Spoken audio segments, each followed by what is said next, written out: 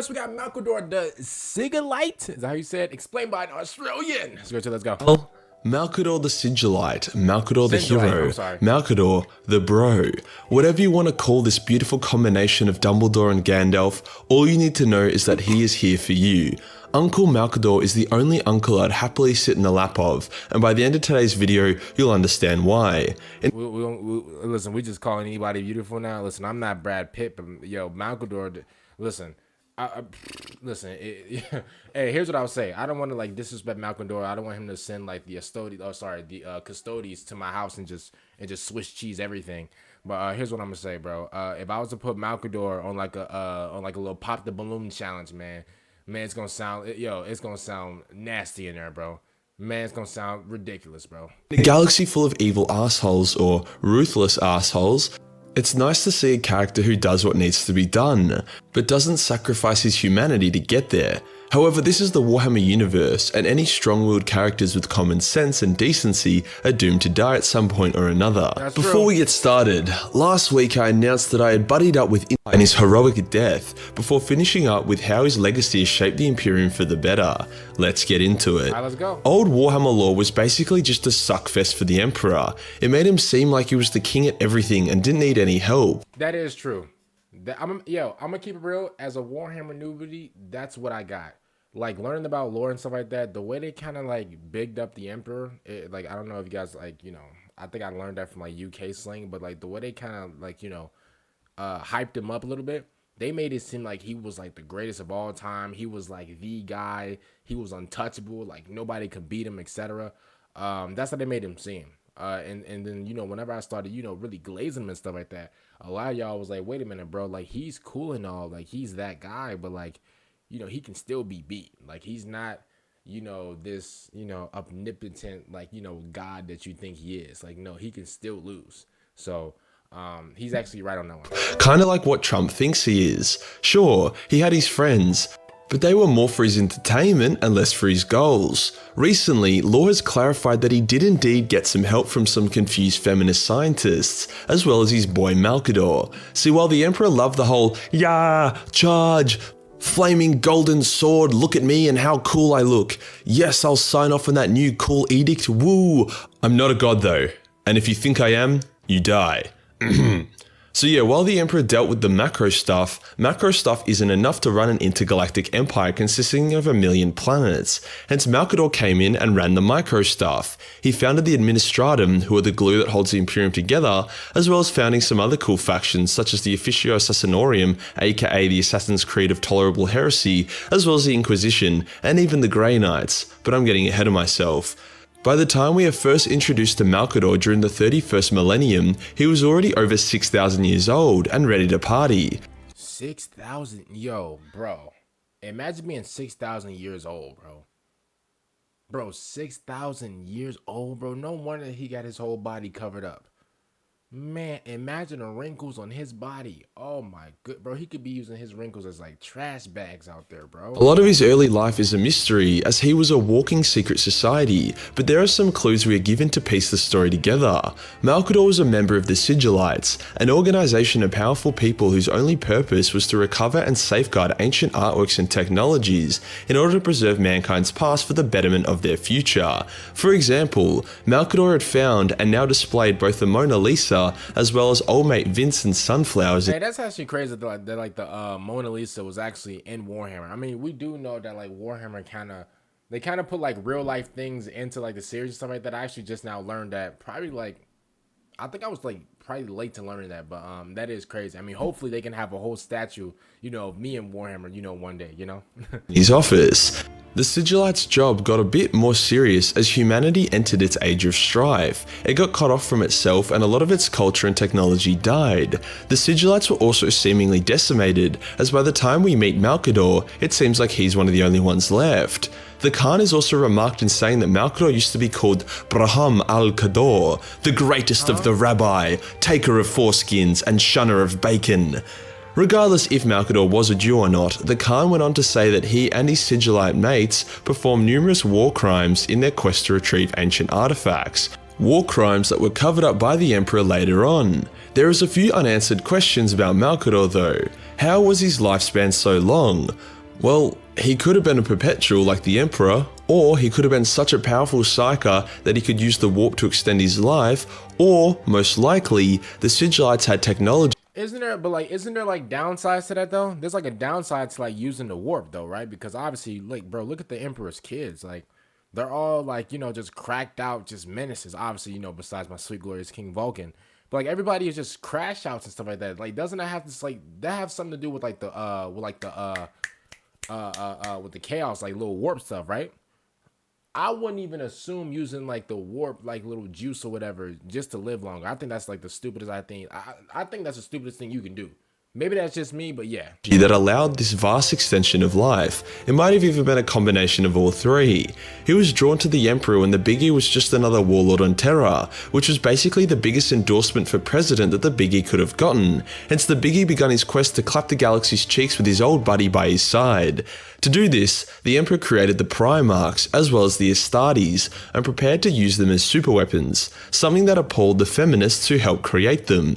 Not really sure why they were confused about the Emperor's intentions. Why would someone create hulking war machines led by even bigger and scarier war machines with multiple hearts if he wasn't going to send them to war? Hence all of the Biggie's buddies abandoned him, some even tried to sabotage his work and kill him, except for Malcador the Bro, who stood by his friend and had functioning eyeballs and could see why the Emperor was making super soldiers. Now, the Emperor was a bit of a memer. He wanted his Space Marines and Primarchs to be afflicted with all kinds of physical and neurological problems for the lols. Malcador wasn't super down with this, however, he wasn't the Emperor. I can imagine it going something like this. When creating the Blood Angels, the Emperor would be like, "Give them extended life and a fierce nobility worthy of their father." And Malcador would be like, "Yes, my Emperor, that's really awesome. Also give them a taste for human blood, as well as crippling PTSD. Yeah, like I said, I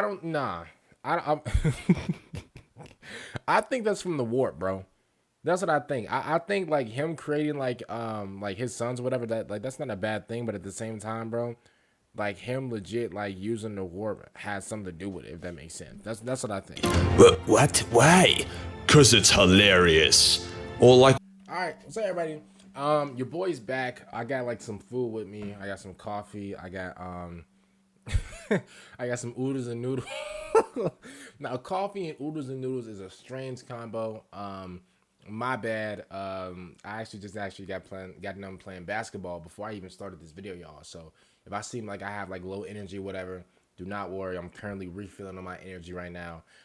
Let's just say I would never do that again. I would never go out and play basketball, then come back and record videos and expect to be at 100% energy. That's my bad.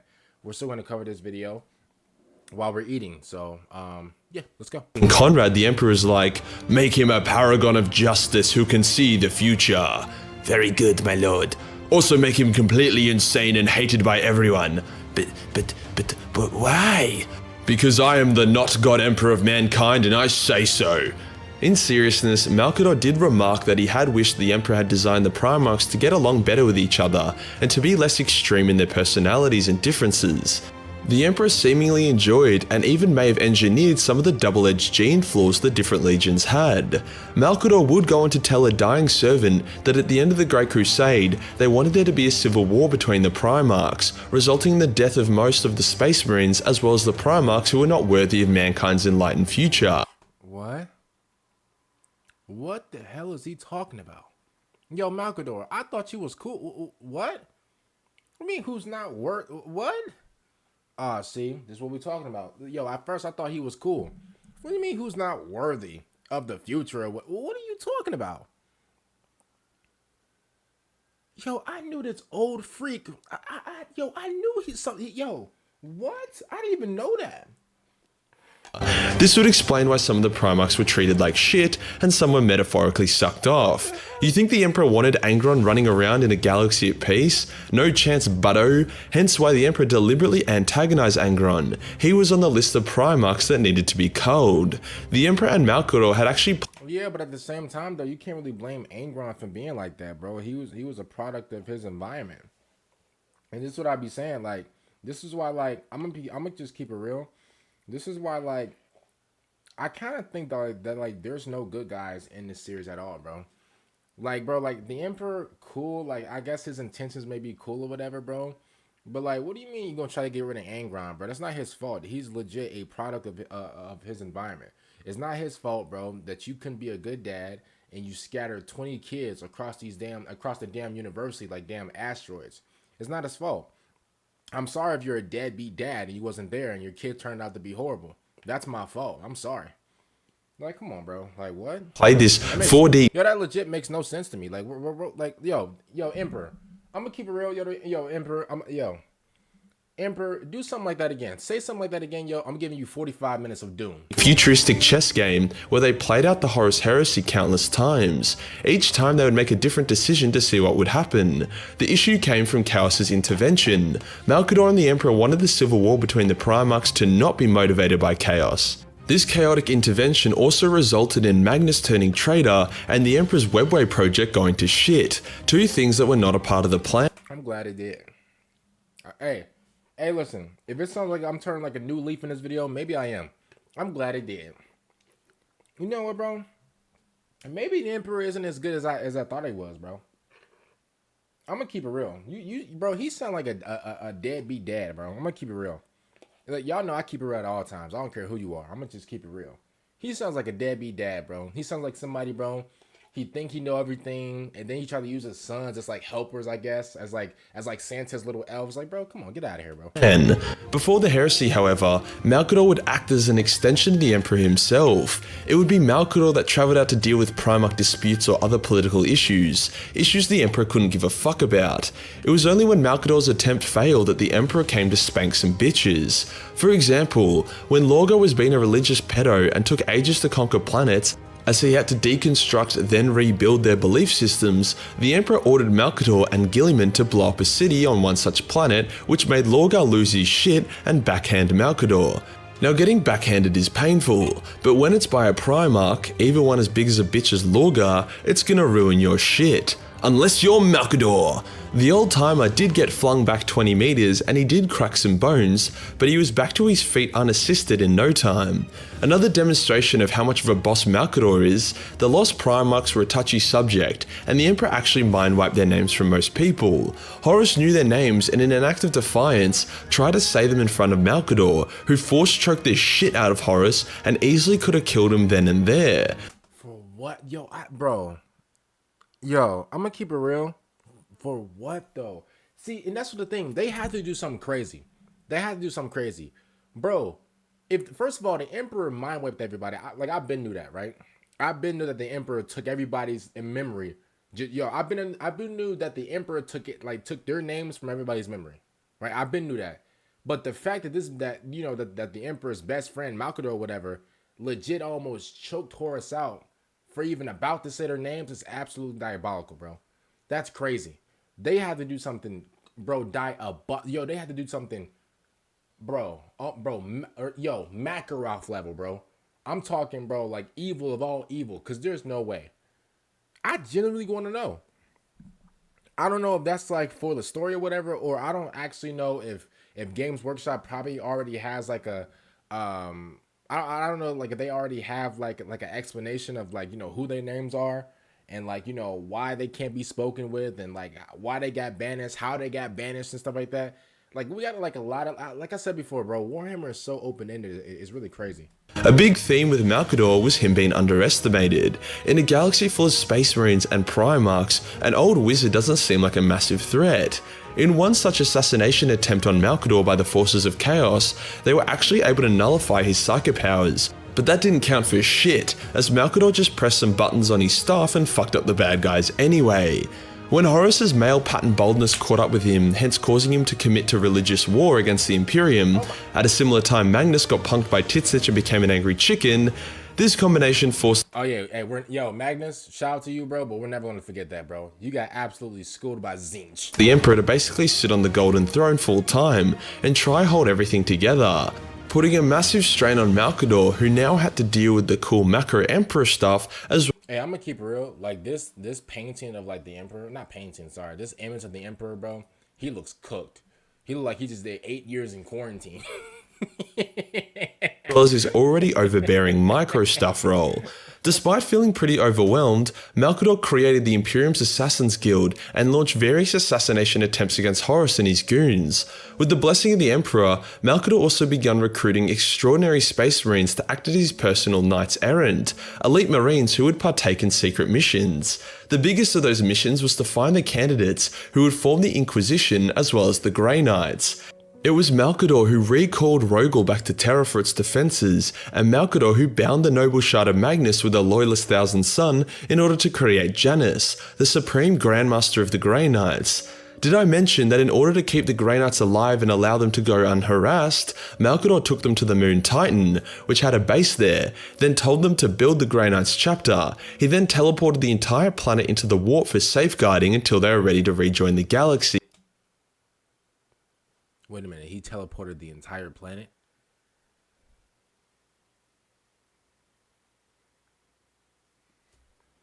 My bad, yo. Nice. We can safely say he was a busy little bee, buzz buzz. When the Emperor was like, "Yo, Malcador, when Horus gets here, I'll need you to jump on this chair for a bit while I go off and kill him." And Malcador was like, "No worries, boss, can't be too bad." And then the Emperor was like, "No, like, this is going to painfully kill your ass and destroy your soul." Oh my goodness. And Malcador was like, "Right. Sure, no worries." Hence, Malcador continued to help coordinate the defense of Terra up until Horus challenged the Emperor to a duel, which the Emperor definitely shouldn't have accepted but did anyway. Malcador jumped on the Golden Throne as the Emperor proclaimed that he was now to be known as Malcador the Hero. Rolls off the tongue a bit better than Sigilite, I thought. Emperor fights Horus, gets turned into the next Stephen Hawking, but not before he hits Horus with a fat fatality. The Emperor returns to the Golden Throne, and they remove Malcador, who was close to death. Now, I reckon that Malcador could have survived and recovered. However, he chose to pass on what little left of his life force remained to the Emperor, so that the Emperor could temporarily wake up, issue his final orders, before being plugged into the Golden Throne. I prefer that headcanon, as otherwise Malcador's final little life force give would have been meaningless if he was going to turn to dust anyway, you feel? With the Emperor now in his fancy wheelchair and Malcador dead, the Imperium would slowly decay over the next 10,000 years, until the return of Guilliman. However, without the systems, organizations and infrastructure Malcador had put in place, the Imperium would have barely lasted the first millennium. If he didn't create the Grey Knights, demon Primarchs would have done way more damage than they did. Without the administration, the Imperium would collapse on itself, and without the stabby wabbies from space, a lot more people would have died than needed. Even the Inquisition, who we give a lot of shit to for being a bunch of overzealous fuckwits that ruin a good time, do a lot to keep chaos at bay. I'm going to be honest with you. I didn't really know, and I'm just now learning this, today. I didn't even know that Malcador actually passed away. Didn't even know that. So basically, Malcador passed away and gave the rest of his basically life to the Emperor. I didn't even know that. Okay. Oh, how we miss you, Uncle Malky. If you had been the Emperor, maybe things wouldn't have gone to shit. And that does us for today, guys. The lore and... Alright. Now, in this video, y'all, sorry if the energy was a little bit low, y'all. Like I said, I legit came straight from playing basketball. Just to upload, sorry, not just to upload this video, but just to do this video. And so if the energy wasn't a little bit down, legit, I had to pause the video. I was like, yo, bro, my energy is low right now. So I just had to refill up on some food. I'm good right now, so I'm gonna definitely record some more videos after this. But thank y'all so much for still sticking around and liking up all the videos, man. I really appreciate it, man. We so close to 8,000 subscribers. I really appreciate it. But not worry. Listen, I got a little coffee to the side. We're good. Make sure you guys hydrate, drink some water. Okay, don't just drink coffee and Red Bull and all that other stuff. Coffee is actually not that bad, but Red Bull and the Monster, Rockstar Energy and all that, man, listen, man, that stuff, man, yo, be careful when y'all heart gonna be pounding harder, bro. Hey, your heart gonna be pounding harder than the damn bass in that song. The less I know, the better, bro. Boom, boom, boom. I promise you. Be careful whenever you guys be drinking the little Red Bull and all that stuff. Red Bull actually ain't that bad, but Rockstar Energy and Monster and all that, bro. Whew, man, be careful. Other than that, man, I'm gonna see y'all in the next video, and hopefully I have way more energy. Hopefully I'm way more entertaining, because I know in this video I was not any of those things. And thank y'all so much for clicking on the video, and bye everyone.